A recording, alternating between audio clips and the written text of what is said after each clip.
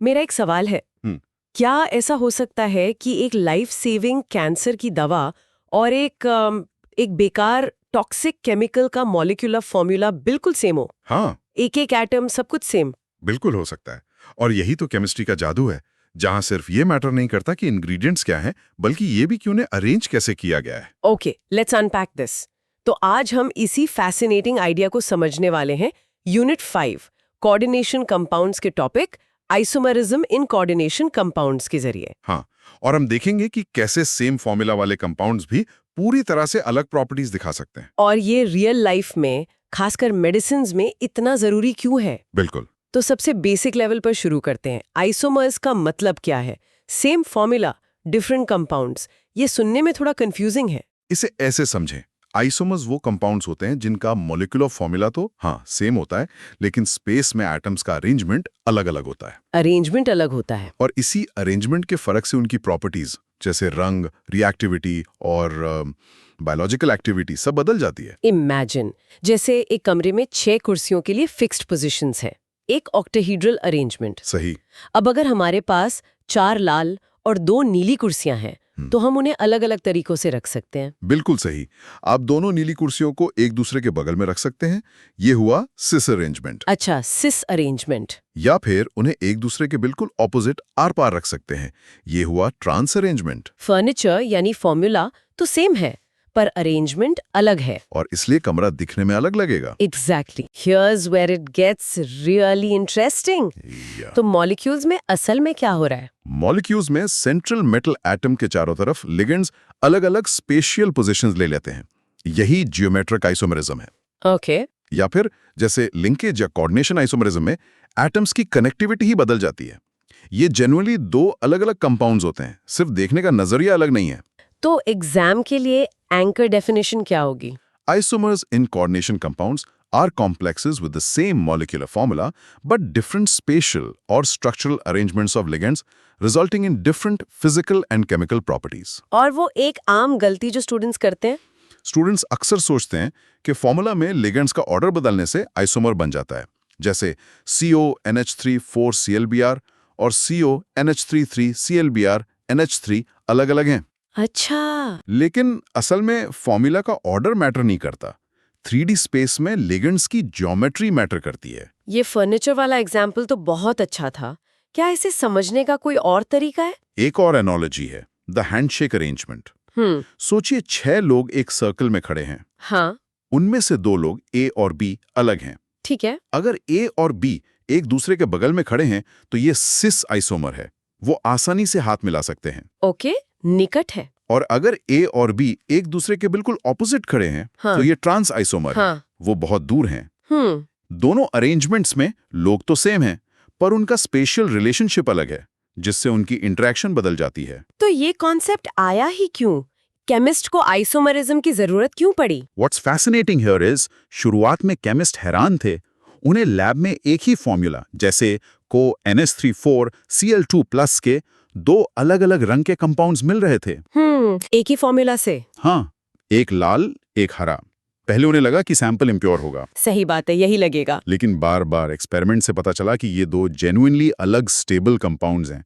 Isomerism का concept इसी गुत्थी को सुलझाने के लिए आया कि सेम फॉर्मूला डिफरेंट प्रॉपर्टीज कैसे मुमकिन है। मतलब इसके बिना हम ये एक्सप्लेन ही नहीं कर सकते कि क्यों कुछ दवाएं काम करती हैं और कुछ नहीं। बिल्कुल।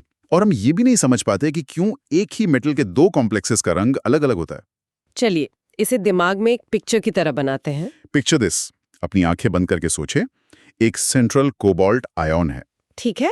उसके चारों तरफ एक ऑक्टाहेड्रॉन के 6 कोनों पर लिगेंड्स लगे हैं। 4 लिगेंड्स नीले रंग के अमोनिया हैं। ओके। एक लिगेंड हरे रंग का क्लोराइड है। राइट। और एक लिगेंड लाल रंग का ब्रोमाइड है। ठीक है, एक कलरफुल मॉलिक्यूल। हाँ, सिस अरेंजमेंट में हरा क्लोराइड और लाल ब्रोमाइड एक दूसरे के पड़ोसी हैं 90 डिग्री एंगल पर। बगल बगल में। सही। और ट्रांस अरेंजमेंट में हरा क्लोराइड और लाल ब्रोमाइड एक दूसरे के बिल्कुल ऑपोजिट हैं 180 डिग्री एंगल पर, एकदम आमने सामने। अच्छा। ये दोनों जेन्युइनली अलग स्ट्रक्चर्स हैं और इसीलिए इनके रंग और प्रॉपर्टीज भी अलग होंगे। लैब में इसका कोई रियल एग्जाम्पल है जो हम देख सकते हैं? हाँ, एक क्लासिक एग्जाम्पल है। जब को NH3,4Cl2+ को सिंथेसाइज किया जाता है तो सिंथेसिस कंडीशंस के आधार पर आपको दो अलग-अलग प्रोडक्ट्स मिल सकते हैं। अच्छा। एक लाल रंग के क्रिस्टल्स, ये होता है सिस आइसोमर। ओके। और दूसरा हरे रंग के क्रिस्टल्स, ये होता है ट्रांस आइसोमर। फॉर्मूला सेम पर रंग बिल्कुल अलग। हाँ, इन दोनों का फॉर्मूला सेम है पर रंग और केमिकल रिएक्टिविटी दोनों अलग-अलग हैं। ये दिखाता है कि आइसोमरिज्म कोई थियोरेटिकल कॉन्सेप्ट नहीं है, ये एक ऑब्जर्वेबल रियलिटी है। और टेक्नोलॉजी में इसका सबसे पावरफुल एप्लीकेशन क्या है? If you connect this to the bigger picture, इसका सबसे बड़ा उदाहरण है anti cancer drug cisplatin. Right, जिसके बारे में हमने शुरू में बात की थी। हाँ, सिस्प्लैटिन का फॉर्मूला है PT NH3 का होल ट्वाइस Cl2। इसका सिस आइसोमर कैंसर सेल्स को मारने में बहुत इफेक्टिव है। बहुत इफेक्टिव। लेकिन इसका ट्रांस आइसोमर, जिसे ट्रांसप्लैटिन कहते हैं, वो इनएक्टिव होता है और कोई असर नहीं दिखाता। यहाँ ज्योमेट्री ही सब कुछ है। सब कुछ। सिस आइसोमर की शेप उसे DNA से एक खास तरीके से बाइंड करने देती है, जिससे कैंसर सेल खत्म हो जाता है। और ट्रांस आइसोमर की शेप? ट्रांस आइसोमर की शेप ऐसा नहीं कर पाती। ये दिखाता है कि सेम फॉर्मूला का मतलब सेम इफेक्ट बिल्कुल नहीं होता। So what does this all mean? इसका मतलब एक काउंटर इंट्यूटिव आइडिया ये है कि लोग सोच सकते हैं कि को NH3,4Cl2+ तो एक ही कंपाउंड है, इसके सारे सैंपल्स आइडेंटिकल होने चाहिए। बट एक्चुअली ये दो अलग-अलग कंपाउंड्स के रूप में एग्जिस्ट करता है, सिस आइसोमर जो लाल है और ट्रांस आइसोमर जो हरा है। बिल्कुल, इनकी प्रॉपर्टीज अलग हैं, इन्हें अलग-अलग क्रिस्टलाइज किया जा सकता है। और ये रूम टेम्परेचर पर एक दूसरे में कन्वर्ट भी नहीं होते। नहीं होते। Why? क्योंकि कोऑर्डिनेशन कंपाउंड्स में 3D अरेंजमेंट उतना ही जरूरी है जितना कि atom count. Different arrangement means a different compound. तो एग्जाम्स के लिए कुछ की पॉइंट्स को क्रिस्टल क्लियर कर लेते हैं? बिल्कुल। पहला और सबसे जरूरी, ज्योमेट्रिक आइसोमर्स जैसे सिस और ट्रांस को रूम टेम्परेचर पर रोटेट करके एक दूसरे में कन्वर्ट नहीं किया जा सकता। वो जेन्युइनली अलग कंपाउंड्स हैं। ये बहुत इंपॉर्टेंट पॉइंट है। बहुत। दूसरा, आइसोमर्स का मॉलिक्यूलर फॉर्मूला सेम होता है, लेकिन प्रॉपर्टीज जैसे रंग, मेल्टिंग पॉइंट और रिएक्टिविटी अलग-अलग होती हैं। दिस इज इंपॉर्टेंट बिकॉज इसी वजह से हम उन्हें अलग-अलग पहचान और सेपरेट कर सकते हैं। सही। और स्ट्रक्चरल आइसोमेरिज्म के बारे में? याद रखें, स्ट्रक्चरल आइसोमेरिज्म में कनेक्टिविटी ही बदल जाती है। जैसे लिंकेज आइसोमेरिज्म, जहां एक लिगेंड जैसे NO2- कभी नाइट्रोजन से जुड़ता है, जिसको नाइट्रो कहते हैं। हाँ, नाइट्रो, और कभी ऑक्सीजन से जुड़ता है, जिसे नाइट्रीटो कहते हैं।